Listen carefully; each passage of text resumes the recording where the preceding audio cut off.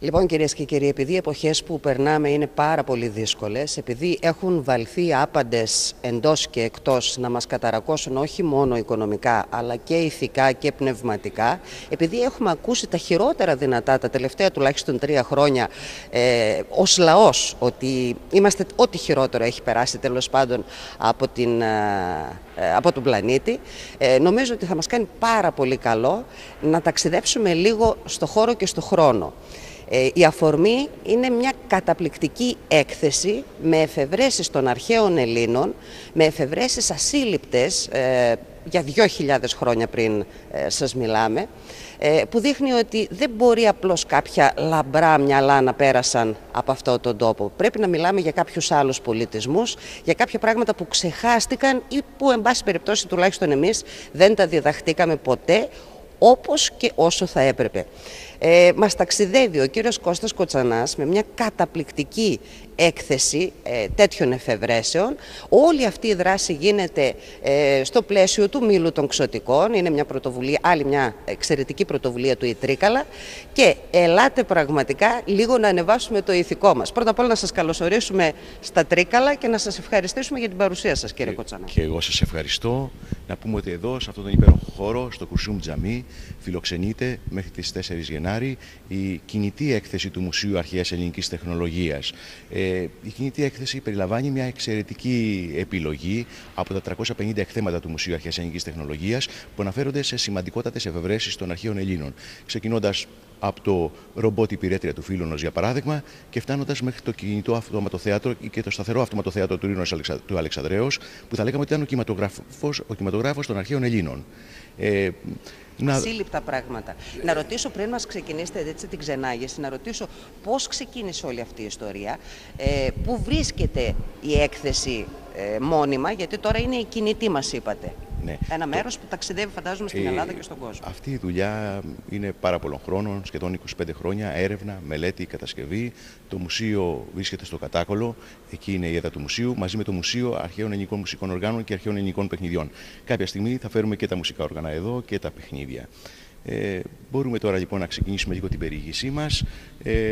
Πίσω μου ακριβώς είναι ο περίφημος παλίτονος καταπέλτης του Φίλωνος. Βλέπετε πόσο τεράστιος είναι σε μέγεθος, βλέπετε τους μοχλούς με τους οποίους οπλιζότανε, τη σφαίρα, το σφαιρίδιο το οποίο έριχνε εναντίον των τυχών, και αυτά χρησιμοποίησε ο Μέγας Αλέξανδρος. Ο πατέρας του Φίλιππος ξεκίνησε από τον Φίλιππο αυτή η πολιορκητική τεχνολογία. Περνάει στον Αλέξανδρο και στους διαδόχους. Με αυτά τα φοβερά όπλα της εποχής κατάφεραν να λώσουν όλες τις απόρθητες πόλεις της Ανατολής μέσα σε ελάχιστο χρονικό διάστημα.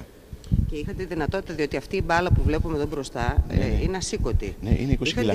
20 κιλά. Είχαν τη δυνατότητα από εκείνη την εποχή να έχουν ένα τόσο βαρύ οπλισμό. Ακριβώς. Και πιο πέρα θα δούμε ακόμα πιο πολύπλοκη μηχανή από αυτήν, πολιορκητική μηχανή από αυτήν. Ωραία, για να προχωρήσουμε. Μπορούμε να προχωρήσουμε εδώ σε ένα σημαντικότατο έκθεμα, θα λέγαμε. Είναι η ελόσφαιρα του Ήρωνος. Από ό,τι βλέπετε έχουμε έναν Λέβητα. Μέσα στο Λέβητα υπήρχε το νερό.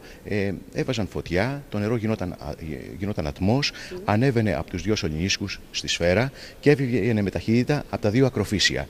Οπότε αυτή η σφαίρα περιστρεφόταν ταχύτατα.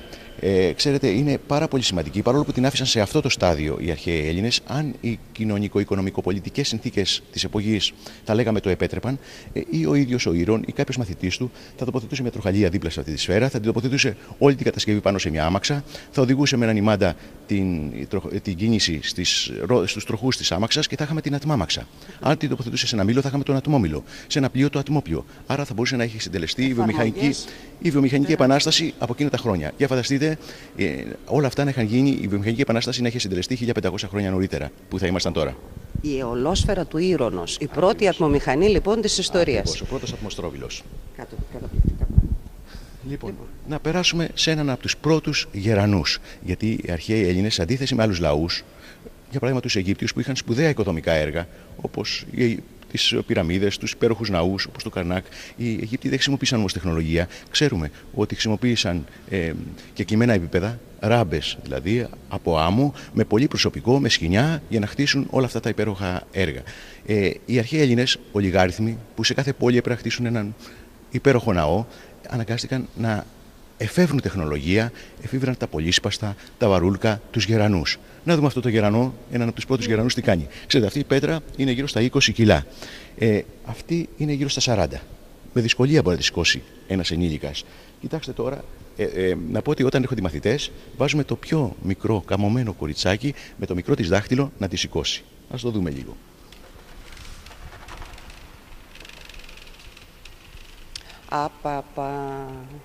Βλέπετε, με το μικρό μου δάχτυλο. Δοκιμάστε άμα θέλετε. Αχ, να δοκιμάσω και είμαι. Ναι. Δεν είμαι μικρή μαθήτρια. Με το μικρό δάχτυλο. Αφήστε, γιατί έχω ένα θέμα. Με πήραν τα βαριά. Είναι ασύλληπτο. Λοιπόν, ασύλληπτο. Για φανταστείτε να βάζετε όλη τη δύναμή σας, όλο το βάρος σας, θα σηκώνατε τώρα 2 τόνους. Τι μυαλό. Να σας δείξω και κάτι άλλο. Κοιτάξτε, την πέτρα δεν την έδαιναν με σκοινιά, γύρω-γύρω με σκοινιά, με έναν απλό τρόπο, γιατί αν την έδαιναν με σκοινιά και την τοποθετούσαν για παράδειγμα σε ένα επιστήλιο, για φανταστείτε μια πέτρα τυλιγμένη με σκοινιά 2 τόνων πάνω στο επιστήλιο, δεν θα μπορούσαν να αφαιρέσουν ούτε τα σκοινιά κάτω από την πέτρα. Με μία κίνηση, ο λίθος απασφάλιζε, ελευθερωνόταν. Με μία μόνο κίνηση, ο λίθος ήταν ασφαλής για ανάρτηση. Και είχαν εφεύρει πολλούς τέτοιους τρόπους, διαφορετικούς σε κάθε περιοχή. Απίστευτη πραγματικά. Αυτό είναι. Βάζω το μυαλό μου σε λειτουργία. Ο περίφημος κοχλίας του Αρχιμίδη. Ξέρετε, οι εφευρέσεις του Αρχιμίδη χρησιμοποιούνται ακόμα και σήμερα. Ο ίδιος κοχλίας χρησιμοποιείται για τη μεταφορά διαφόρων υλικών. Για παράδειγμα, στα ελαιοτριβία είναι η κοχλιομεταφορής, η σαλίγκαρη που λέμε με απλά λόγια.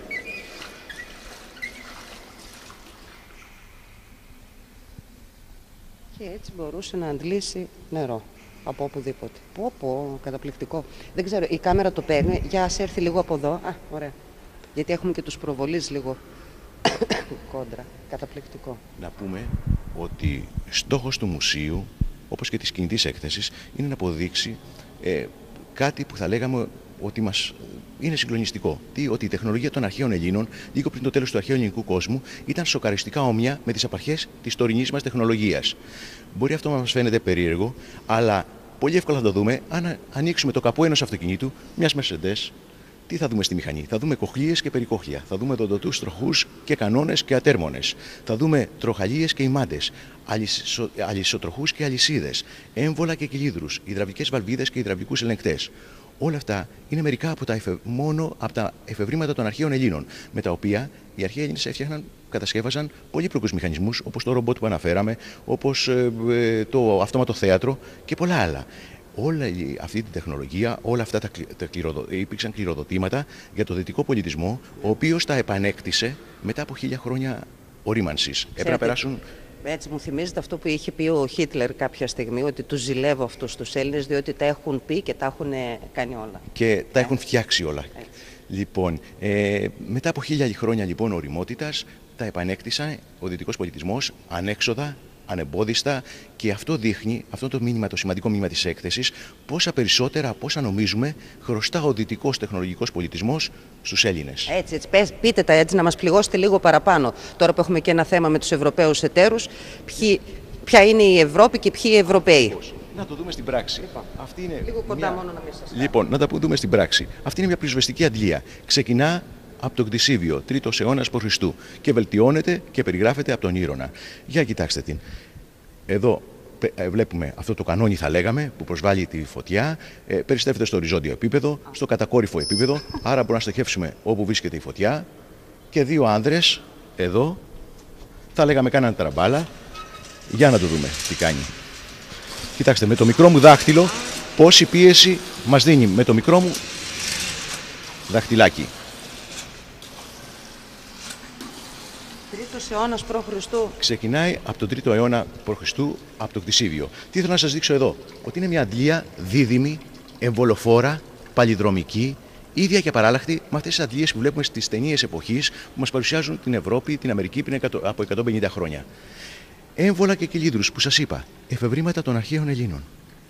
Εσείς που είστε και επιστήμονας, γιατί σας ρώτησα πριν να ξεκινήσουμε την παρουσίαση πώς και ασχοληθήκατε και πώς, τέλος πάντων, τι εξήγηση μπορείτε να δώσετε? Πώς τα είχαν σκεφτεί όλα αυτά τόσες χιλιάδες χρόνια πριν. Ήταν ένας πολύ ανεπτυγμένος πολιτισμός, ο οποίος, όπως είπατε, τα είχε πει όλα, αλλά είχε δημιουργήσει και τα πάντα προκειμένου να ικανοποιήσει τις ανάγκες του. Οι οποίες ανάγκες ήταν παρόμοιες με τις δικές μας. Γι' αυτό είχε φτιάξει ένα κινηματογράφο, θα λέγαμε μια τηλεόραση με τα σημερινά δεδομένα, για να ψυχαγωγείται. Γι' αυτό είχε φτιάξει ένα όμορφο ρολόι, όχι απλώς μετρά το χρόνο, αλλά να κάνει και διάφορα πράγματα, όπως θα το δούμε μετά.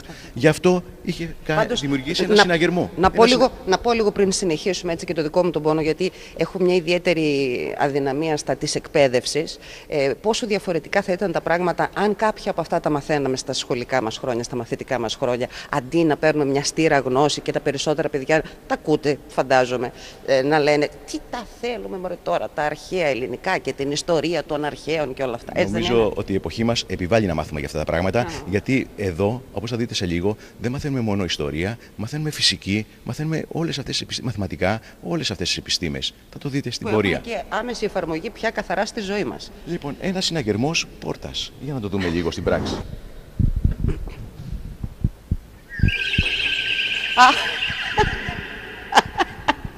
Δεν το πιστεύω. Είναι αυτόματα και η θύρα. Θέλετε να περάσετε να το δείτε? Δεν το πιστεύω. Πώς κρατήστε το μικρόφωνο. Ανοίξτε την πόρτα κανονικότατα. Λοιπόν, αυτή είναι καταπληκτική ιδέα. Τώρα για τις δύσκολες εποχές που περνάμε και όλοι ψάχνουμε συναγερμούς και τέτοια για τα σπίτια μας λόγω των διαρρήξεων και των κλοπών, ορίστε, να η λύση. Να σας πω το εξής. Ξέρετε, πριν από 70 χρόνια και πριν από 50 χρόνια, αν κάποιος ήθελε να στείλει ένα γράμμα από εδώ, από ένα χωριό εδώ της Θεσσαλίας, ορεινό χωριό της Θεσσαλίας, σε ένα χωριό στην Πελοπόννησο, νομίζω θα έκανε αρκετό καιρό. Μπορεί να κάνει και 15 και 20 μέρες. Ξέρετε ότι οι αρχαίοι Έλληνες είχαν επινοήσει κατασκευές, εφευρέσεις, με τις οποίες επικοινωνούσαν μέσα στην ίδια νύχτα. Για παράδειγμα, ο Αλέξανδρος μέσα στο ίδιο βράδυ από τη Βαβυλώνα επικοινωνούσε με τη Μακεδονία. Πώς? Να δούμε μία από αυτές τις κατασκευές. Είναι ο υδραυλικός τηλέγραφος του Ενία. Υπήρχε αυτή η κατασκευή σε ένα ύψωμα, σε ένα βουνό, και μία όμοια σε ένα άλλο βουνό που μπορούσε να απέχει και 30 και 50 χιλιόμετρα μακριά. Λοιπόν, στη νύχτα, όπως βλέπετε, αυτή η συσκευή στο επάνω μέρος έχει ένα μπλοτήρα με ένα ραβδί με πάρα πολλά μηνύματα που χρησιμοποιούνται σε μια εκστρατεία. Είναι 24 τα μηνύματα. Για παράδειγμα, χρειαζόμαστε υπείς, χρειαζόμαστε όπλα, χρειαζόμαστε τροφή. Λοιπόν, πώς λειτουργούσε? Αυτή η ίδια συσκευή, όμοια, υπήρχε στο απέναντι ύψωμα, όπως είπαμε, που μπορούσε να απέχει πάρα πολλά χιλιόμετρα, αρκεί να έχει οπτική επαφή μαζί του. Όταν ο φρικτορός ήθελε να στείλει μήνυμα, σήκωνε έναν πυρσό. Σήκωνε λοιπόν ένα πυρσό και περίμενε την απάντηση από το απέναντι ύψωμα. Όταν τον έβλεπε ο απέναντι φρικτορός, είχαν συμφωνήσει να σηκώσει και αυτός ένα φρικτό. Με ένα πυρσό. Λοιπόν, όταν έβλεπε ότι είχε σηκωθεί ένας πυρσός και από απέναντι, αυτό σήμαινε το over, θα λέγαμε. Ότι τον βλέπει ο απέναντι, άρα μπορεί να στείλει το μήνυμα. Τότε λοιπόν κατέβαζε το πυρσό του, έσβηνε, θα λέγαμε, τη φωτιά και άνοιγε τον κρουνό. Οπότε κοιτάξτε, αδειάζοντας το νερό, ο πλωτήρας κατεβαίνει και τα μηνύματα αρχίζουν να κατεβαίνουν σιγά σιγά. Όταν το μήνυμα που θέλω να στείλω εμφανιστεί ακριβώς πάνω από το χείλος του δοχείου, γι' αυτό είναι σε ύψος αναστήματος ανδρός, όπως περιγράφει ο Πολύβιος, για να το βλέπω ακριβώς πάνω από το χείλος. Όταν λοιπόν έρθει ακριβώς πάνω από το χείλος, ξανασηκώνω τη φωτιά και κλείνω τη βρύση. Όταν σηκώνω ξανά τη φωτιά και ο απέναντι φρικτορός κλείνει τη βρύση. Επειδή είναι όμοιες οι κατασκευές, οι συσκευές είναι όμοιες συσκευές σε διάμετρο, σε ύψος, σε αποστάσεις μηνυμάτων, σε οπές εκροής, το ίδιο μήνυμα ακριβώς θα εμφανιστεί και στη συσκευή του παραλήπτη του μηνύματος. Λοιπόν, ας υποθέσουμε λοιπόν ότι θέλω λοιπόν να στείλω αυτό το μήνυμα, το γιν αλωτρίαν κατέσχομεν, πλησιάζει πάνω από το χείλος, να πλησίασε, σηκώνω τον πυρσό μου και κλείνω τον κρουνό. Και ο απέναντι λοιπόν φρικτορός έχει κλείσει τον κρουνό και διαβάζει ακριβώς το ίδιο μήνυμα. Πόσο απλό και πόσο έξυπνο. Ακριβώς. Από βουνό σε βουνό έφτανε το μήνυμα από τη Βαβυλώνα στη Μακεδονία και το αντίστροφο. Δεν έχω λόγια. Δεν έχω λόγια. Να περάσουμε στον πρώτο καταπέλτη. Ξέρετε, όπως ξέρουμε όλοι, όταν θέλουμε σε έναν πόλεμο να πούμε το εξής, ότι σε έναν πόλεμο ένας που έχει ένα τόξο υπερισχύει ενός που έχει ένα σπαθί. Είναι γνωστός ο λόγος γιατί μπορεί να χτυπήσει από μακρύτερα. Άρα όλοι οι αρχαίοι πολιτισμοί ήθελαν να έχουν το καλύτερο τόξο. Όμως πώς θα φτιάξει το καλύτερο τόξο που υπάρχουν δύο αθρομομετρικοί παράγοντες, οι οποίοι το περιορίζουν το βεληνικές του τόξου. Ποιοι είναι αυτοί? Είναι αυτή η απόσταση. Δεν μπορώ να πλήσω ένα τόξο περισσότερο από αυτή την απόσταση. Και επίσης η δύναμη που μπορώ να βάλω στο χέρι μου είναι το μισό του βάρους μου. Δεν μπορώ να βάλω όλο το βάρος μου. Οι αρχαίοι Έλληνες ξεπέρασαν και τα δύο αυτά εμπόδια με τον πρώτο καταπέλτη που βρέθηκε στις Σιρακούσες. Για να το δούμε, είναι ο Γαστραφέτης.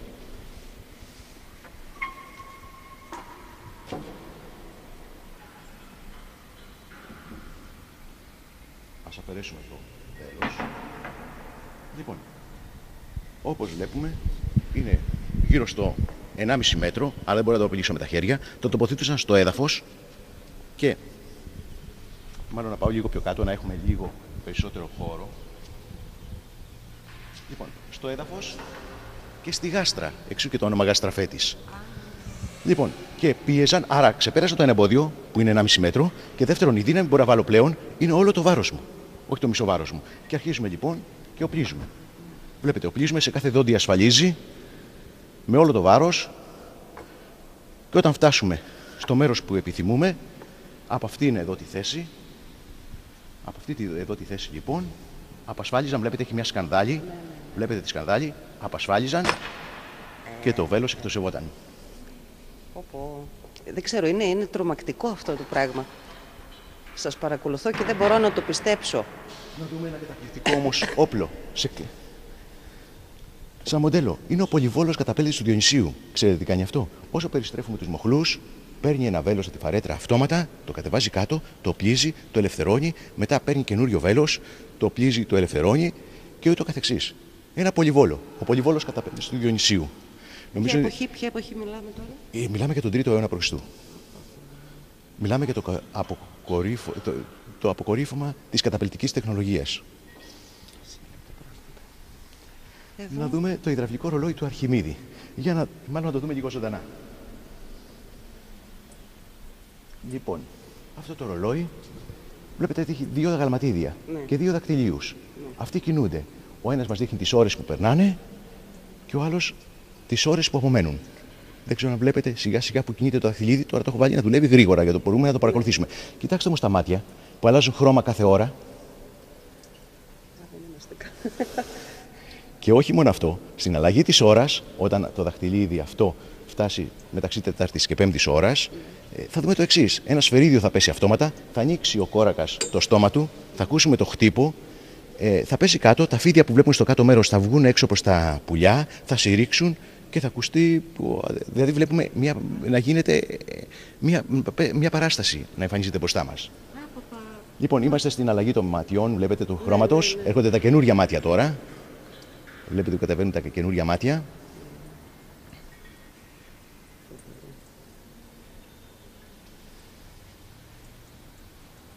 Και το δαχτυλίδι βλέπουμε εδώ ότι πλησιάζει στην αλλαγή της ώρας.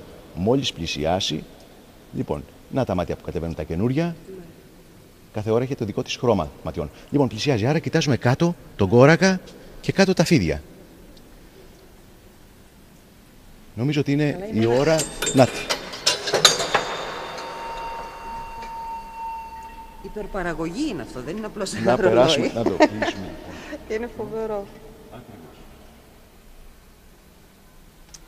Να περάσουμε σε μια άλλη επινόηση των αρχαίων Ελλήνων, ο παντογράφος του Ήρωνος. Βλέπετε είναι μια συσκευή αντιγραφής, μεγέθυνσης, σμίκρησης σχεδίων. Εδώ και καλλιτέχνες να μην είμαστε, μπορούμε να φτιάξουμε κάτι πανομοιότυπο σε μεγέθυνση ή σε σμίκριση. Όπως βλέπουμε και στο σχήμα. Τι ασύλληπτα πράγματα, τι σκέψεις είναι αυτές.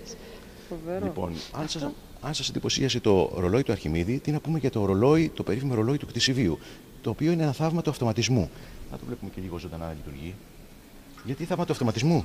Γιατί μπορεί να λειτουργεί για χρόνια χωρίς ανθρώπινη παρέμβαση, αρκεί το νερό μιας πηγής να φτάνει εδώ και χωρίς ανθρώπινη παρέμβαση να μας δείχνει τα 365 διαφορετικά ωράρια του χρόνου. Θα σας πω γιατί διαφορετικά. Πρώτα απ' όλα βλέπουμε το γαλματίδιο σιγά σιγά με το νερό που κυλά, που ανεβαίνει και μας δείχνει τις ώρες. Λοιπόν. Πώς το είχαν υπολογίσει όμως ότι τόση ποσότητα νερού θέλει τόσο χρόνο και πόσες ώρες παρατήρησης? Αυτό είναι λίγο απλό. Ξέρετε πώς είχαν υπολογίσει πόσο πρέπει να αλλάζει οι μηχανισμοί του ορολογιού ώστε να διακρίνουν τη μία ημέρα από την άλλη. Γιατί όλοι οι αρχαίοι πολιτισμοί και οι Έλληνες ονόμαζαν ημέρα το διάστημα την ανατολή του ήλιου μέχρι τη δύση. Και αυτό χωρίς να σε 12 κομμάτια τις ώρες. Άρα, όσο πάμε προς το θερινό ηλιοστάσιο στις 21 Ιουνίου, η ημέρα και η ώρα της μεγαλώνει. Ενώ η νύχτα μικραίνει. Όσο πάμε προς το χειμερινό ηλιοστάσιο, 22 Δεκεμβρίου, γίνεται το αντίθετο. Η ημέρα και η ώρα της ημέρας μικραίνει και η νύχτα και η ώρα της νύχτας μεγαλώνει. Λοιπόν, αυτό γινόταν, κοιτάξτε πώς. Όταν φτάσουμε στο τέλος του 24ωρου, βλέπετε πλησιάζει το γαλματίδιο τώρα να φτάσει στο τέλος του 24ωρου. Όταν φτάσει στο τέλος του 24ωρου, θα σηκωθεί ένας μηχανισμός, θα ανυψωθεί ένας μηχανισμός, θα ανυψώσει αυτό το βάρος, θα πέσει πάρα πολύ νερό μέσα στο δοχείο, θα γίνει συμφωνισμός και απότομα θα αδειάσει. Και θα συμβεί το εξής εκπληκτικό. Ενώ όταν ανεβαίνει, δεν περιστρέφεται αυτή η οδοντοτή τροχή, στην κάθοδο περιστρέφονται με μια σχέση 1/365 για να πάμε αυτόματα στην επόμενη μέρα. Κοιτάξτε όμως οι καμπύλες, η ώρα της ημέρας αρχίζει και μικραίνει και της νύχτας μεγαλώνει. Είναι απίστευτα πράγματα αυτά. Σε λίγο πλησιάζει, αλλά θα μπορούσα να το κάνουμε τεχνητά λίγο. Θα σας το κάνω λίγο τεχνητά για να το δούμε. Κοιτάξτε, θα πέσει το πολύ νερό. Ανυψώνει το... Και βλέπουμε, θα δούμε απότομα εδώ θα δούμε στην κάθοδο που θα περιστρέψει σε λίγο το τύμπανο κατά 1/365. Σε λίγο αυτός ο κανόνας θα έρθει. Υπάρχει μια καστάνια εδώ ώστε κατά την άνοδο να μην περιστρέφει τον οδοντοτροχό αυτόν. Ενώ στην κάθοδο θα τον περιστρέψει κατά 1/365 για να πάει αυτόματα στην επόμενη μέρα. Και μετά στην επόμενη μέρα και στην επόμενη μέρα και θα λειτουργεί για χρόνια χωρίς ανθρώπινη παρέμβαση. Εδώ θέλω να σας πω το εξής. Φανταστείτε τι ακρίβεια είχαν αυτά τα ρολόγια που μπορούσαν να διακρίνουν το διαφορετικό ωράριο της μίας ημέρας από την άλλη. Να το η περιστροφή. Έγινε περιστροφή. Αυτό λοιπόν είναι το υδραυλικό ρολόι του κτησιβίου. Ακριβώς. Και πάμε τώρα σε ένα ξυπνητήρι. Και μάλιστα από ένα γνωστό μας. Έναν φίλο μας, τον Πλάτωνα. Λοιπόν, ο Πλάτωνας είχε αυτή τη μεγάλη κλεψίδρα. Είναι ένα υδραυλικό ρολόι, ξυπνητήρι. Ρύθμιζε από εδώ την ώρα που θέλει να ξυπνήσει. Μετά από 8 ώρες, μετά από 7 ώρες, μετά από 6 ώρες, μετά από 2 λεπτάκια. Το έχω ρυθμίσει τώρα, μετά από 2 λεπτάκια θα μας ξυπνήσει. Θα ακούσουμε τον ήχο σε λίγο. Ας δούμε κάτι άλλο και θα το ακούσουμε δίπλα.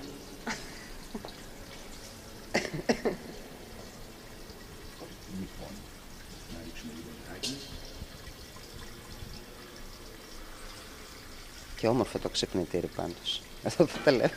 Λοιπόν, εδώ να δούμε την κούπα του Πυθαγόρα. Γιατί? Την κούπα του Πυθαγόρα. Ο Πυθαγόρας, ξέρετε, εκτός από φιλόσοφος, εκτός από μαθηματικός, εκτός από μουσικός, ήταν και σπουδαίος δάσκαλος. Ήθελε να διδάξει τους μαθητές του βιωματικά την ανάγκη τήρησης των ορίων στη ζωή τους, την ανάγκη τήρησης του μέτρου.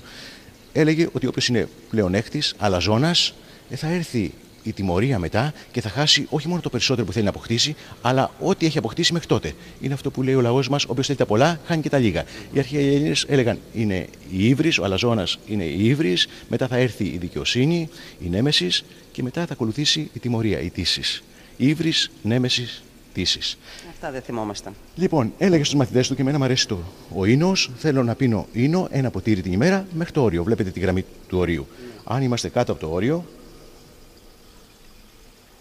Κοιτάξτε, το έχουμε όλο, δεν χάνουμε σταγόνα. Αν όμως ξεπεράσουμε το όριο, τότε δεν θα χάσουμε μόνο το παραπάνω. Θα φύγει όλα, Ακριβώς, θα χάσουμε όλο. Κορυφαίο παράδειγμα. Ακριβώς. Δουλεύει με το αξονικό συμφώνιο. Οι μαθητές μπορούν να μάθουν και φυσική. Κοιτάξτε το ξυπνητήρι του Πλάτωνα που αρχίζει πλέον και γεμίζει, ανασηκώνεται ένας πλωτήρας, πέφτει περισσότερο νερό, γίνεται συμφωνισμός και ακούμε από το κάτω αγγείο ακούμε τον ήχο.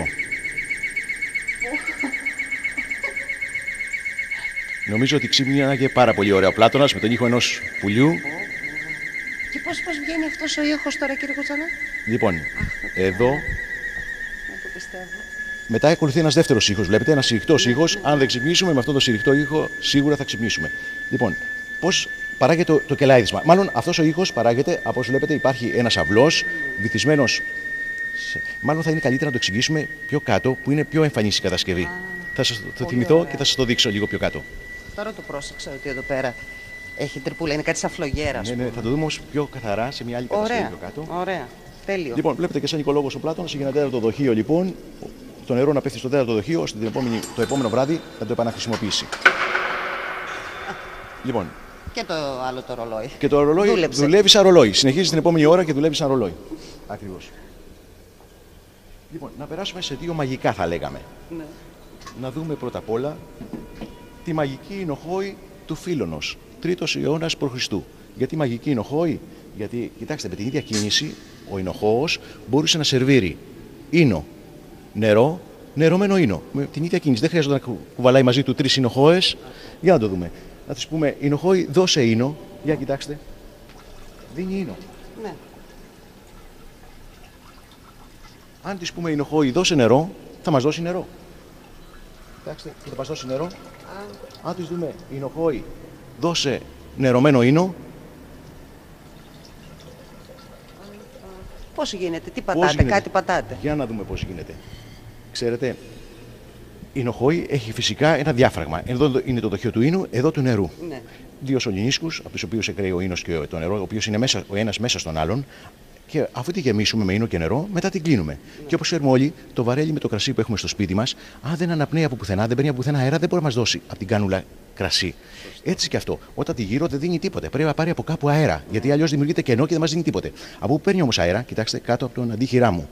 Ναι. Κάτω από τον αντίχειρά μου είναι δύο οπές. Ναι. Η μία οπή, στον ένα σωληνίσκο, επικοινωνεί με το δοχείο του ίνου, ενώ η άλλη οπή επικοινωνεί με το δοχείο του νερού. Αν κάποιος μου ζητήσει ίνο, κάνω τα αντίχειρά μου λίγο προς τα δεξιά, ώστε να ελευθερωθεί αυτή η οπή και να πάρει αέρα το δοχείο του ίνου και θα ρέει ίνος. Νερό λίγο προς τα αριστερά. Νερωμένος ίνος λίγο προς τα επάνω. Χωρίς να φαίνεται τίποτε. Και ούτε φαίνεται ακριβώς. Αν αυτό μας ενθουσιάζει, τι θα πούμε για την άλλη κατασκευή του Φίλωνος, το ρομπότ, που όλα αυτά τα κάνει αυτόματα. Δηλαδή εκεί είναι η αυτόματη θεραπενής, έχει τη μορφή μιας γυναίκας σε φυσικό μέγεθος και εκεί ο επισκέπτης αρκεί να ακουμπήσει το κύπελό του στο χέρι της. Αυτό βαραίνει και όλα αυτά γίνονται αυτόματα. Δεν το πιστεύω πραγματικά. Ένα λειτουργικό ρομπότ. Δεν το έχουμε στο σπίτι μας. Ούτε μας περνάει από το μυαλό. Ακόμη βλέπουμε τις ταινίες επιστημονικής φαντασίας ότι κάποτε θα συμβεί. Να δούμε τώρα. Και όμως είχε συμβεί. Ένα άλλο μαγικό. Το μαγικό συντριβάνι του Ήρωνος. Όλοι ξέρουμε, λίγο θυμόμαστε τα συγκοινωνούντα δοχεία από το σχολείο. Αν έχουμε ένα δοχείο και μεγάλο να είναι και δίπλα ένα μικρό δοχείο και το ενώσουμε με ένα σωληνίσκο, και ρίξουμε ένα υγρό στο ένα δοχείο, αυτό θα πάει μέσω του σωληνίσκου και στο άλλο δοχείο και θα ισορροπήσει στην ίδια στάθμη. Για να δούμε, αυτό είναι το μεγάλο δοχείο, αυτό είναι το μικρό, θα θεωρήσουμε, και όλα αυτά δεν είναι τίποτα άλλο. Δοχεία και σωλήνες. Δεν υπάρχει κάτι άλλο, δεν υπάρχει μια αντλία, δεν υπάρχει κάτι άλλο. Αν ρίξω λοιπόν λίγο νερό, για να δούμε τι θα γίνει.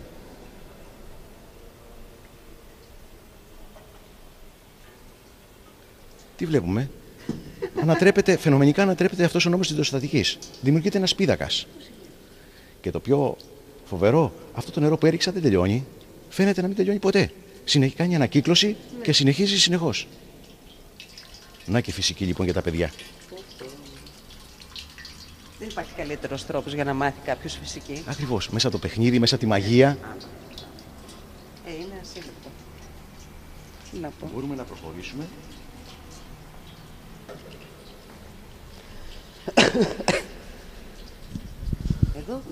Εδώ. Όχι, πριν πάμε στη μουσική γραφή, να δούμε έναν άλλο τρόπο επικοινωνίας. Θυμόσαστε τον τρόπο που είπαμε προηγουμένως με τον υδραυλικό τηλέγραφο του ENIAC.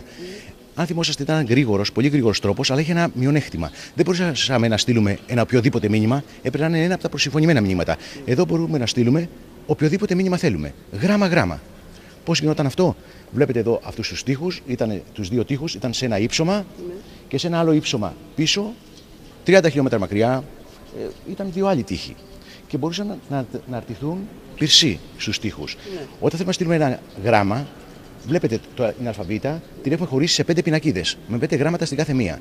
Και είχαμε κάνει την εξής σύμβαση. Κάθε γράμμα που στέλνουμε ανήκει σε μια πινακίδα και έχει μια σειρά στην πινακίδα. Για παράδειγμα, θέλουμε να στείλουμε το ΙΤΑ. Το ΙΤΑ βρίσκεται στη δεύτερη πινακίδα. Γι' αυτό σηκώναμε 2 πυρσούς στον αριστερό τοίχο. Αυτό σημαίνει ότι στέλνουμε ένα γράμμα που βρίσκεται στη δεύτερη πινακίδα. Όμως το ΙΤΑ είναι δεύτερο γράμμα στη δεύτερη πινακίδα. Αφού είναι δεύτερο γράμμα, στο δεξί τοίχο ανάβαμε 2 άλλους πυρσούς. Δεν είναι δυνατό. Ακριβώς. Δεν είναι δυνατό.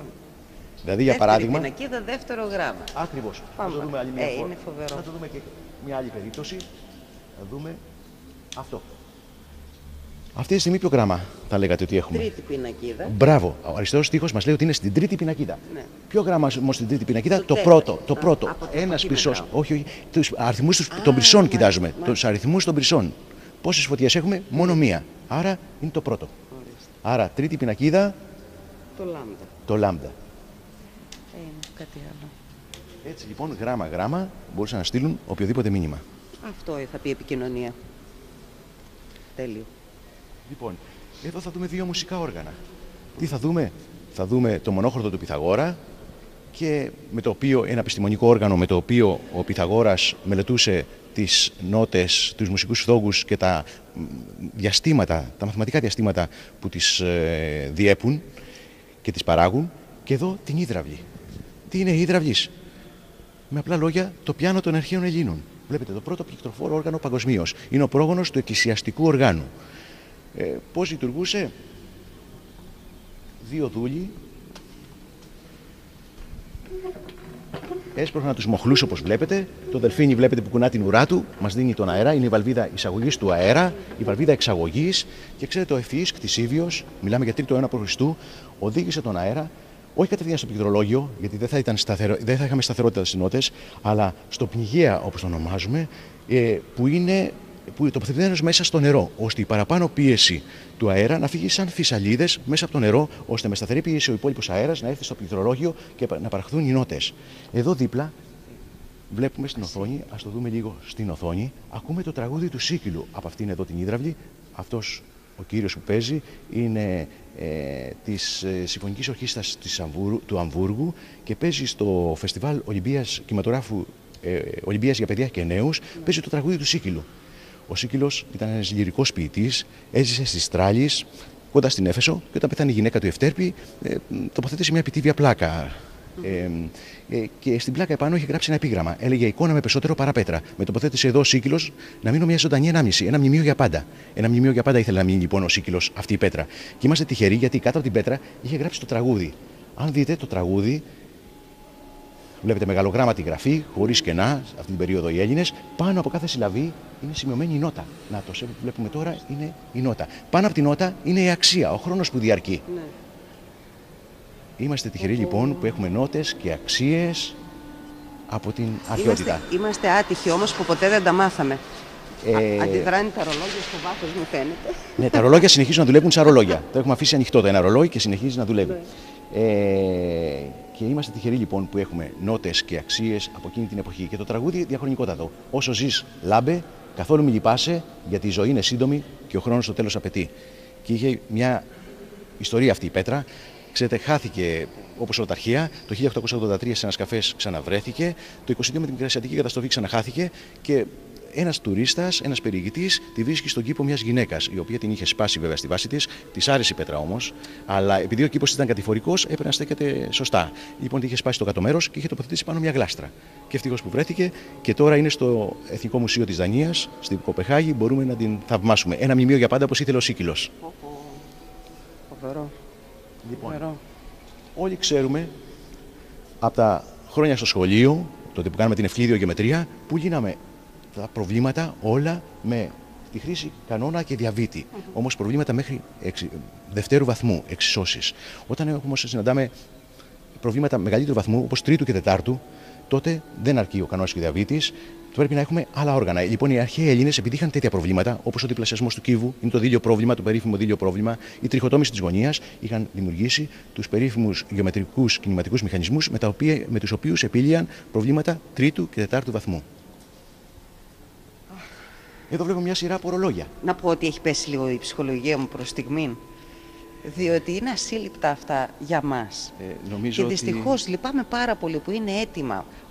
Μας έχουν δοθεί και όμως σαν την κυρία που λέγατε. Βρήκαμε, βάλαμε τη γλάστρα πάνω και τελειώσαμε. Εμένα με στενοχωρεί αυτό που είπατε, γιατί εγώ θέλω να ανέβει η ψυχολογία μας με αυτά. Και εγώ έτσι θέλω, αλλά λίγο ζορίζουμε. Πια και μια ντροπή. 9 ρολόγια, 9 ηλιακά ρολόγια, ένα επίπεδο και 8 κατακόρυφα. Για παράδειγμα, αυτό που βλέπουμε τώρα είναι του βόρειου προσανατολισμού κατακόρυφο ρολόγιο. Αφήνουμε τα ρολόγια και πάμε στην πρώτη αξιοποίηση του ανέμου παγκοσμίως, η ανεμοκίνητη ύδραυλης. Η πρώτη αξιοποίηση του νερού, της υδραυλικής ενέργειας παγκοσμίως, ο νερόμυλος. Μας αναφέρει και ο Στράβωνας. Λοιπόν, να πάμε σε ένα άλλο αυτόματο, ίσως είναι καλύτερα να το δούμε λίγο στην οθόνη. Βλέπετε, σε μια βρύση οι αρχαίοι Έλληνες βλέπαμε τα πουλιά να κελαϊδούν, μετά από λίγο να στρίβει αυτόματα η κουβάγια προς αυτά, να φοβούνται και να σταματούν να κελαϊδούν. Και μετά από λίγο θα δούμε αυτόματα η κουβάγια να γυρίσει προς τα μας και τα πουλιά να αρχίσουν να κελαϊδούν ξανά. Και αυτό δεν σταματά ποτέ. Όλα αυτά γίνονται με το νερό της βρύσης που κυλούσε.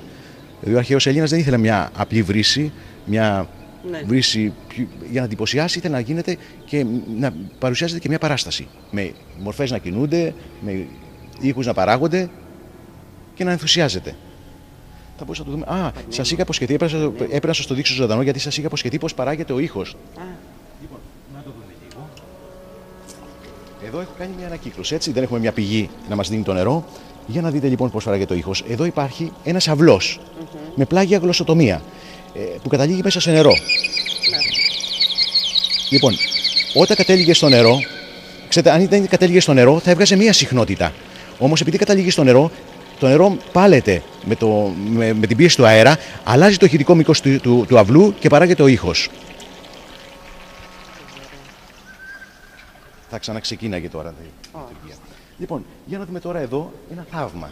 Ένα θαύμα θα λέγαμε. Εδώ ο Ήρων, αυτός ο φοβερός Ήρων, στα υπόγεια ενός ναού είχε βάλει αυτούς τους μηχανισμούς ώστε να παρουσιαστεί ένα θαύμα. Ποιο θαύμα? Όταν ο πιστός ερχόταν και προσέφερε θυσία στο Θεό, άναβε φωτιά λοιπόν εδώ, τότε τι γινόταν? Ο βωμός, από ό,τι βλέπουμε, από ό,τι θα δούμε, είναι κούφιος και στεγανός. Περιέχει αέρα. Ο αέρας διαστέλλεται από τη φωτιά και αναγκάζεται και κατεβαίνει μέσα από αυτό το σωληνίσχο, σε αυτό το δοχείο που περιέχει νερό. Το νερό πηγαίνει μέσα από αυτό το σιφόνι σε αυτό το δοχείο του ζυγού πίσω και κοιτάξτε τι γίνεται, επειδή βαραίνει, κοιτάξτε τι γίνεται. Οι πόρτες ανοίγουν. Όταν σταματήσει η θυσία, γίνεται το αντίθετο φαινόμενο και οι πόρτες κλείνουν. Να το θαύμα που έβλεπε ο πιστός. Ο πιστός πώς το εκλάμβανε όμως? Σαν ένα θαύμα. Σαν ένα θαύμα. Ή τουλάχιστον διασκέδαζε μαζί του με αυτό το φαινόμενο, ο οποίος δεν το πίστευε, ο οποίος δεν ήταν ευκολόπιστος. Έξω από το ναό, αυτό το ναό, ήταν το αυτόματο σπονδίο. Ο πρώτος αυτόματος πολιτής παγκοσμίως. Εδώ ο πιστός περνούσε, έριχνε ένα νόμισμα και έπαιρνε λίγο αγιασμό. Να το δούμε. Λοιπόν, βλέπουμε εδώ και εδώ. Ρίχνοντας ένα νόμισμα, συγγνώμη, να το ξαναδούμε. Είναι καταπληκτικό. Να το ξαναδούμε.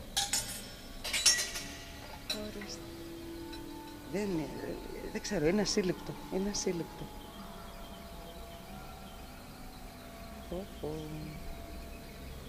Το κέρμα ήταν συγκεκριμένο? Ναι. Ή μπορούσε να βάλει ο καθένας ό,τι θέλει? Ένα πεντάδραχμο. Ήταν φτιαγμένο για ένα πεντάδραχμο. Λοιπόν, τώρα ήρθαμε από την άλλη πλευρά. Για να δούμε τι βλέπουμε. Ο αστρολάβος του Πτολεμαίου. Εδώ βλέπουμε τον περίφημο αστρολάβο του Πτολεμαίου. Θα λέγαμε ένα GPS των αρχαίων Ελλήνων. Γιατί με αυτό, μέσα από τα δύο στόχαστρα, μπορούσαν να στοχεύσουν στον ουρανό, να δουν ένα άστρο, να βρουν τις συντεταγμένες του, γεωγραφικό πλάτος και μήκος του αστέρα και μετά να το σημειώσουν επί χάρτου. Και να φτιάξουν ένα αστρικό χάρτη, θα λέγαμε. Για ποιο λόγο? Για να το χρησιμοποιήσουν αντίστροφα όταν θα χαθούν, όταν είναι ναυτικοί, έμποροι και ταξιδεύουν, για να εντοπίσουν τη θέση τους. Μα δεν είναι τρομακτικό όμως, κύριε Κοτσόνα? Άντε μπορούσαν να αντιμετωπίσουν διάφορες ανάγκες που είχαν επί γης. Είχαν επινοήσει απίστευτα πράγματα. Μπορούσαν όμως να παρατηρήσουν με τόση λεπτομέρεια και να ελέγξουν ακόμη και τα ουράνια σώματα, πάλι για να εξυπηρετηθούν στην πράξη. Ναι. Δεν είναι τρομακτικό, δεν είναι?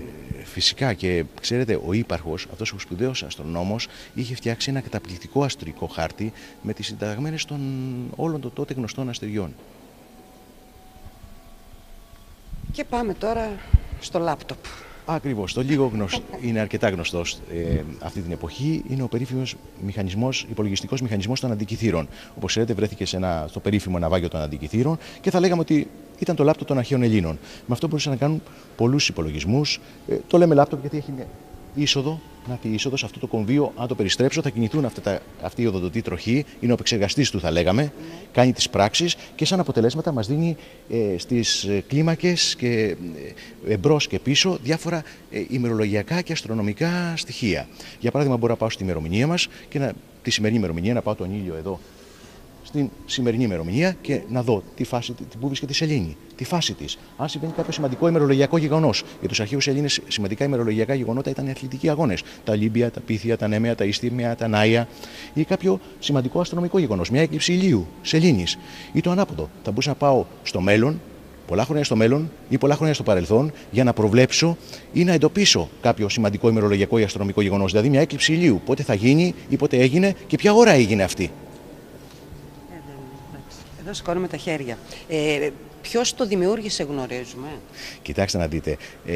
Πιθανότατα δεν γνωρίζουμε ακριβώς, ενώ όλα αυτά που είδαμε μέχρι τώρα στηρίζονται στις αρχαίες πηγές, την αρχαία ελληνική γραμματεία, τη λατινική και την αραβική γραμματεία.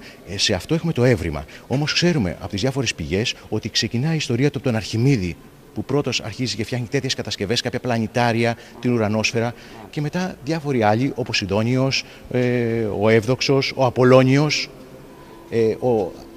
Ο κατασκευαστής του όμως είναι άγνωστος. Αυτό το είδαμε, ναι. Τα είδαμε αυτά. Εδώ βλέπουμε κούπα. την ίσπληγα. Ένας μηχανισμός που απέτρεπε την πρόωρη εκκίνηση των αθλητών. Ένα πρόβλημα το οποίο δεν έχει λυθεί μέχρι σήμερα. Ξέρετε, στους αθλητικούς αγώνες, στους αγώνες ταχύτητας, πολλές φορές συμβαίνει να έχουμε ακύραίες ακινήσεις. Οι αρχαίοι Έλληνες με αυτό το μηχανισμό, με την ίσπληγα, μπορούσαν να αποφύγουν αυτό το φαινόμενο. Λοιπόν, θυμόσαστε που είπαμε για κοχλίες και περικόχλια. Αυτή η μηχανή δεν φτιάχνει κοχλίες, φτιάχνει τα περικόχλια, τα θηλυκά σπυρώματα, τα παξιμάδια θα λέγαμε. Που είναι εξαιρετικά δύσκολο να φτιάξει ένα εσωτερικό σπύρωμα. Πώς γίνεται όμως αυτό? Για να δούμε λίγο. Περέστρεφαν αυτό το μοχλό και περιστρεφόμενο εδώ, δεν ξέρω αν βλέπετε, μία ακίδα. Περιστρέφοντας λοιπόν το κοχλία, ο οποίος οδηγείται από αυτούς τους σπύρους, περιστρέφεται αυτή η ακίδα, εισχωρεί μέσα στο κομμάτι αυτό και μας φτιάχνει το σπύρωμα. Στην αρχή περνάει χαμηλά η ακίδα, αλλά με αυτό το κονικό ραβδάκι, κάθε φορά το επιστρέφουμε πίσω, το σπρώχνουμε προς τα επάνω, ώστε να ανοίξει πιο βαθιά το σπύρωμα. Και μετά το πάσο που λέγαμε, το δεύτερο πάσο, μετά το τρίτο πάσο, μέχρι να ολοκληρώσουμε το σπύρωμα. Με αυτή λοιπόν τη μηχανή έφτιαχναν θηλυκά σπυρώματα, παξιμάδια, περικόχλια.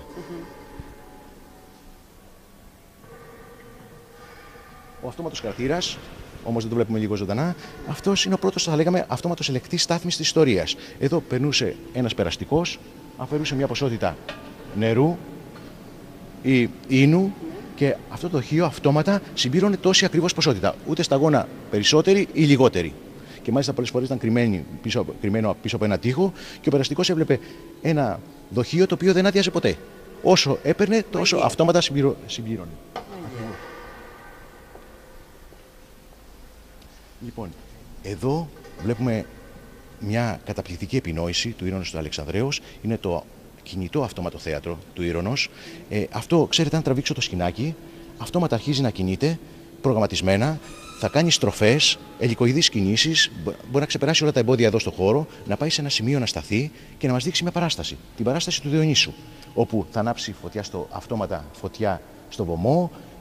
Μετά θα γίνει σπονδί, θα δούμε από το θύσο του Διονύσου να πέφτει νερό, από το κύπελο κρασί, θα παραχθεί μουσική από το ίδιο το θέατρο, οι βάκες θα αρχίζουν να χορεύουν, μετά θα στραφεί ο Διονύσης προς την άλλη πλευρά, μαζί του και η Νίκη στην κορυφή, θα γίνουν τα ίδια φαινόμενα στην άλλη πλευρά όπως βλέπουμε στην οθόνη αυτή τη στιγμή, και μετά θα επιστρέψει στην ίδια θέση. Και όλο αυτό πώς λειτουργεί, με νερό, με τι? Λειτουργεί με μια κλεψίδρα, με κεχρή, η οποία τραβώντας το σκηνάκι αρχίζει να αδειάζει σιγά σιγά, ένα μολύβδινο βάρος κατεβαίνει και αρχίζουν να γίνονται όλα αυτά.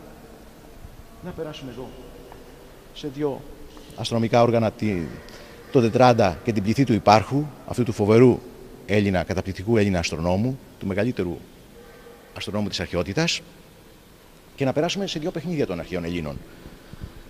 Η πόλης είναι ο πρόγονος του Σκακιού και το στομάχιον, που είναι ο πρόγονος του παζλ και του τάγκραμ. Γιατί το στομάχιο παίζεται με 3 τρόπους. Ο ένας τρόπος είναι με αυτά τα 14 κομμάτια, δηλαδή αποτελείται από 14 κομμάτια. Με αυτά τα 14 κομμάτια να φτιάξουμε ένα τετράγωνο, το τετράγωνο, μέσω των δυνατών περισσότερους τρόπους. Υπάρχουν 256 τρόποι για να φτιαχτεί το τετράγωνο. Ο δεύτερος τρόπος είναι σαν το τάγκραμ. Να φτιάξουμε μία από αυτές τις φιγούρες, για παράδειγμα τον ελέφαντα, όλες αυτές τις φιγούρες. Και ο τρίτος τρόπος είναι ένα μαθηματικό πρόβλημα, να μην το πούμε τώρα. Λοιπόν. Η πόλη, ο πρόγονος του Σκακιού, αυτό πρώτη φορά το συναντώ. Τέλειο. Εδώ βλέπουμε τις κρυπτογραφικές επικοινωνίες των αρχαίων Ελλήνων. Πρώτα απ' όλα βλέπουμε ένα τετράδιο.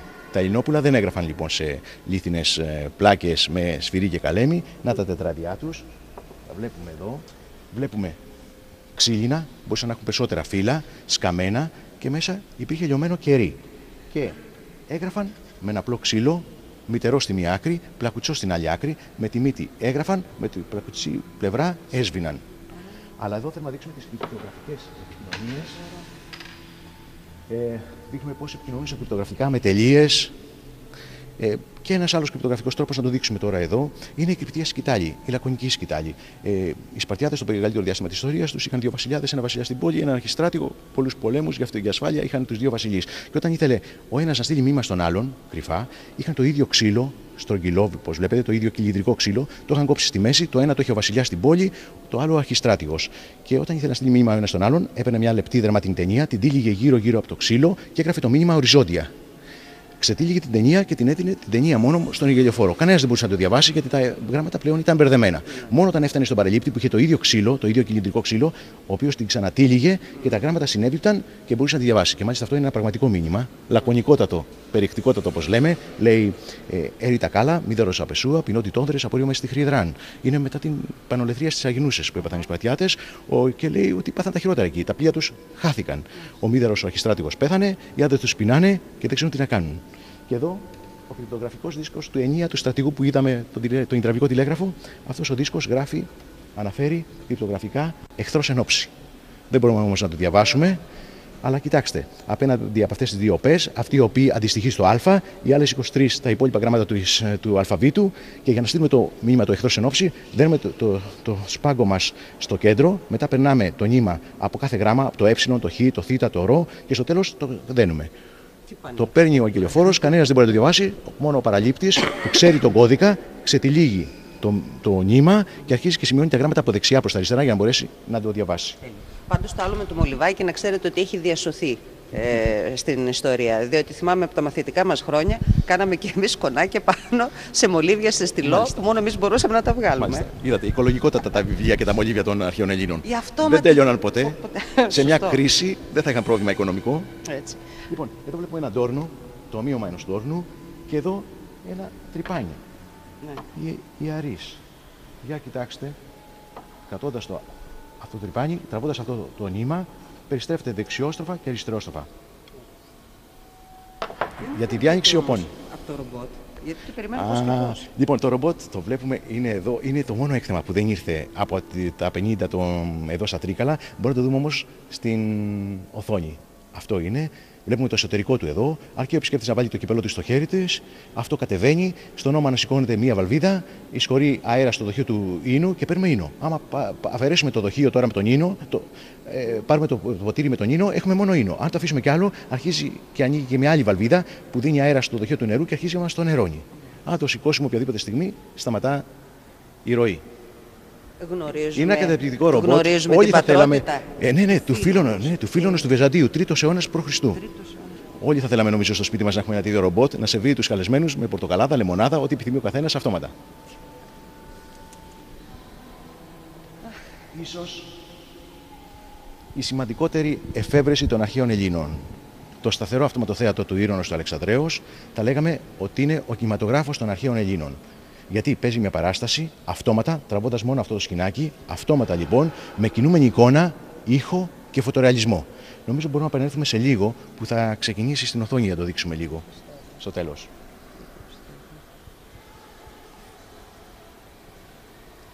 Η πτάμενη περίστερα του Αρχίτα, 5ο αιώνας π.Χ. Οι αρχαίοι Έλληνες ήθελαν να φτιάξουν μια μηχανή που να πετά, αυτόνομη. Κοιτάξτε τι έκαναν. Έφτιαξαν μια ξύλινη περιστερά, κούφια εσωτερικά, πάρα πολύ ελαφριά. Τοποθέτησαν πάνω σε ένα λέβητα, κλειστό λέβητα, με νερό. Με τη φωτιά το νερό γίνεται ατμός. Μεγάλη πίεση και κάποια στιγμή η μηχανική σύνδεση δεν αντέχει και η περιστερά εκτοξεύεται στον ουρανό. Κοιτάξτε όμως το φοβερό, μέσα έχει την κίστη ενός ζώου. Ένα μπαλόνι θα λέγαμε, το οποίο έχει τον πεμπιεσμένο ατμό. Και ενώ βρίσκεται στον ουρανό, αρχίζει και ταξιδεύει, βαίνοντας αυτός ο αέρας από την οπή πίσω και συνεχίζει να ταξιδεύει. Είναι η πρώτη εφαρμογή της αεροπροώθησης παγκοσμίως, της αρχής με την οποία ταξιδεύουν οι πύραυλοι. Είναι η αρχή του πυράβλου, προώθηση του πυράβλου. Το μέγεθος περίπου πόσο ήτανε? Ήταν περίπου αυτό. Περίπου αυτό. Λοιπόν, η περίφημη διόπτρα του Ήρωνος, μπορούμε να πούμε ότι είναι ένας θεοδόλιχος και ένας χοροβάτης. Με αυτό το όργανο οι αρχαίοι Έλληνες έκαναν πολύ ακριβέστατες μετρήσεις. Να σας πω ότι είναι δυνατόν με αυτό το όργανο, πρώτα απ' όλα κάνει πάρα πολλές λειτουργίες. Αλλά να σας πω ένα παράδειγμα. Με πολλαπλή χρήση του οργάνου μπορούμε να σημαδέψουμε σε ένα νησί ένα δέντρο, τη βάση του και την κορυφή του, και χωρίς να πάμε στο νησί να υπολογίσουμε με ακρίβεια το ύψος του. Λοιπόν, για να δούμε τον κινηματογράφο λίγο όμως, επειδή ξεκινάει ο κινηματογράφος. Κοιτάξτε τη σκηνή εδώ. Αρχίζει η προβολή δηλαδή. Ναι, αρχίζει η παράσταση, να δώσουμε και λίγο ήχο. Κοιτάξτε, είναι αχαιοί που επισκευάζουν τα πλοία τους μετά τον Τροϊκό πόλεμο. Βλέπετε το σφυρί που κινείται. Ναι. Βλέπετε το πριόνι, τον ήχο από το σφυρί.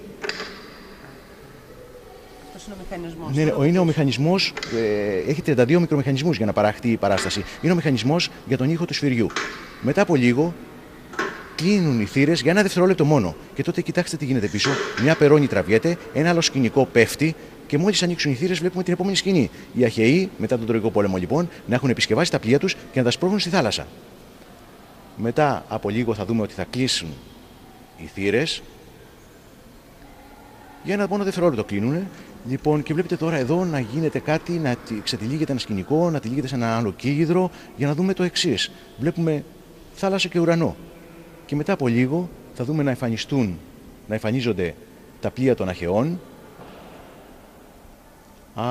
Βλέπουμε να ξεπηδούν και δελφίνια από τη θάλασσα και τα πλοία των αχαιών σε διάταξη στόλου, με τα κουπιά τους, βέβαια είναι ακόμα κοντά στην ακτή, με τα κουπιά τους, να θέλουν να επιστρέψουν στην Ελλάδα. Ξέρετε, τα αυτόματα θέατρα ξεκινάνε από τον 5ο αιώνα π.Χ. Γιγαντώνονται τον 3ο αιώνα π.Χ. με τον Φίλωνα. Ο Φίλων είναι ο δημιουργός αυτού του θεάτρου, αλλά μας το περιγράφει και μας το βελτιώνει ο Ήρων ο Αλεξανδρεύς. Λοιπόν, οι εικόνες μέσα πώς είναι? Είναι σκηνικά, ζωγραφισμένα σκηνικά. Αυτό που βλέπετε είναι τυλιγμένο σε ένα κύλιδρο και ξετυλίγεται και πηγαίνει σε έναν άλλο κύλιδρο. Τα προηγούμενα κρέμονται από επάνω και πέφτουν από επάνω. Εδώ βλέπουμε τη θάλασσα να φουρτουνιάζει. Και σε λίγο θα δούμε να εμφανίζονται τα πλοία των αχαιών που πλέουν τώρα με τα πανιά τους.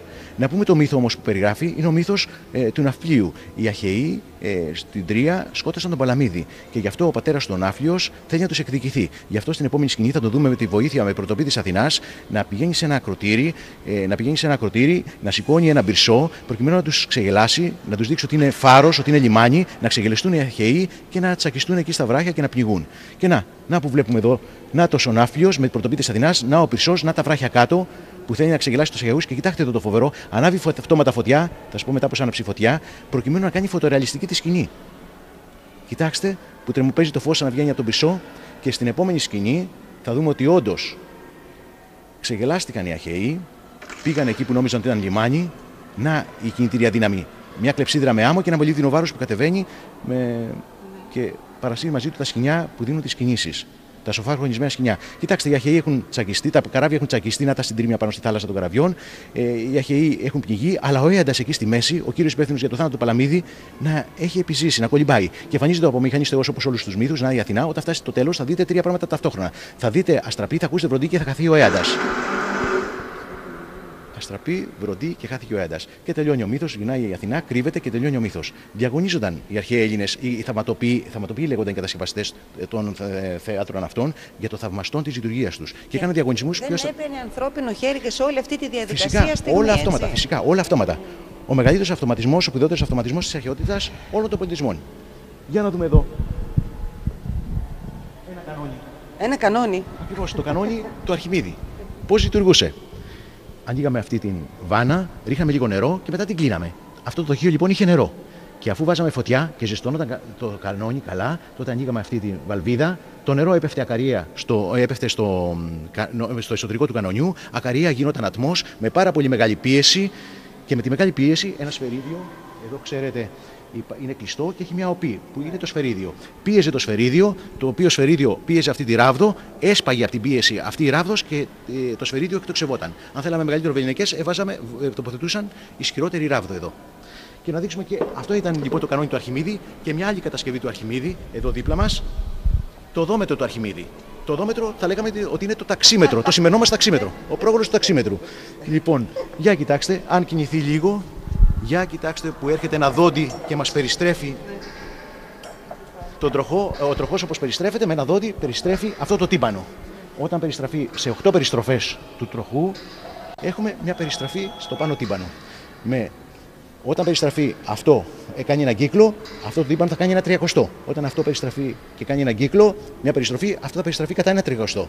Και όταν αυτό, μια πλήρη περιστροφή, το άλλο, ένα 30. Τι θέλω να πω με αυτό, ότι για να περιστραφεί αυτό, να κάνει έναν κύκλο, θα πρέπει να έχουμε κάνει 30 επί 30 επί 30 επί 8 επί την περιφέρεια του κύκλου. Μια τεράστια απόσταση. Ήταν το οδόμετρο λοιπόν του Αρχιμίδη που μας περιγράφει ο Ήρων με λεπτομέρειες. Τι πρακτική αξία είχε, γιατί ήθελαν τα πάντα να τα μετράνε?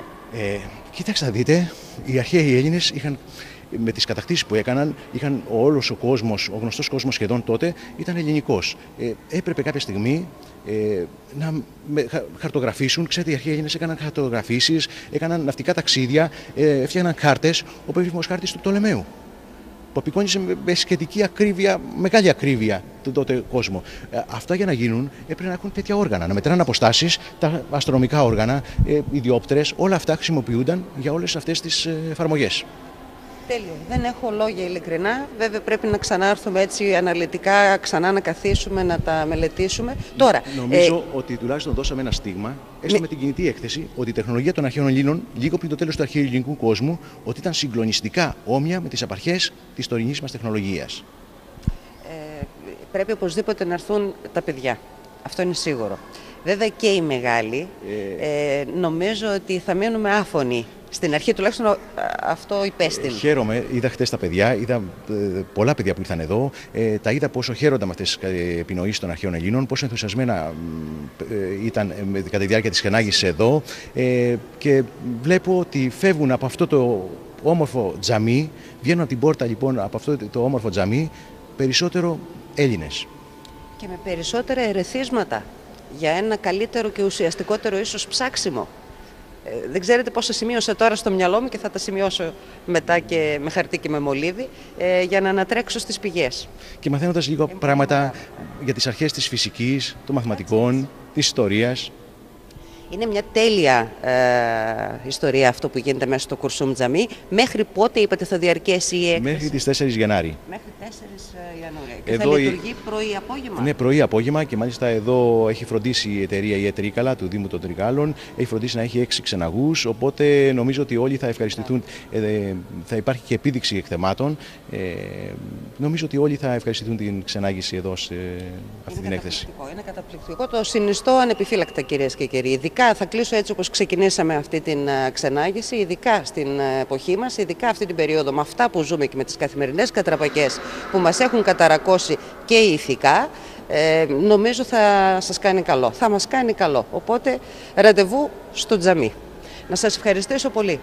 Καλή συνέχεια. Να είστε καλά. Σας περιμένουμε.